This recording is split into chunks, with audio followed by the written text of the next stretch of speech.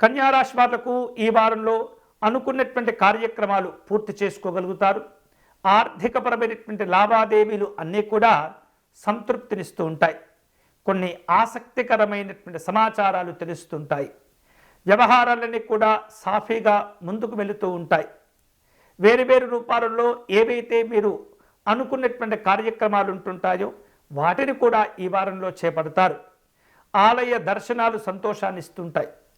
ఇంట బయట మీకున్నటువంటి విలువలను జాగ్రత్తగా కాపాడుకుంటూ ముందుకు వెళుతూ ఉండాలి.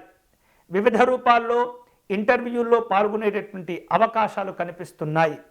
వైద్య రంగంలో ఉన్నటువంటి వాళ్ళు పలు రకాల జాగ్రత్తలు తీసుకుంటూ ఉండాలి. సోదరీమణులతో కలిసి ఉత్సాహవంతమైనటువంటి కుటుంబ కార్యక్రమాల్లో పాల్గొంటుంటారు. వ్యాపార రంగంలో ఉన్నటువంటి వాళ్ళు కాస్త ఉన్నతంగా ఆలోచించడం ద్వారా ప్రయోజనాలను సిద్ధింపజేసుకుంటారు.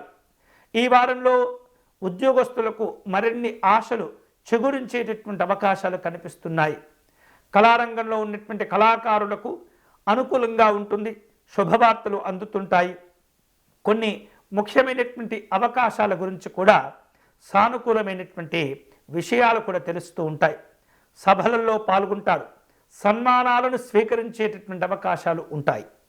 ఈ వారంలో కన్యారాశి వారు మానసికంగా కాస్త జాగ్రత్తగా ఉండటం, చెడు ఆలోచనలు చేయకుండా ప్రశాంతంగా ఉండేటటువంటి ప్రయత్నం ఖచ్చితంగా చేస్తూ ఉండాలి. ఎందుకంటే ఎంత సంతోషంగా ఎంత ప్రశాంతంగా ఈ వారంలో మీరు ఉంటూ నిర్ణయాలు తీసుకుంటుంటారో మీ కార్యక్రమాలు కూడా అలానే పూర్తి చేసుకునేటటువంటి అవకాశాలు ఉంటాయి. ఈ వారంలో ఈ కన్యారాశి వారు మరిన్ని శుభ ఫలితాలు పొందేందుకై వెంకటేశ్వర స్వామివారిని పూజించటం మంచిది.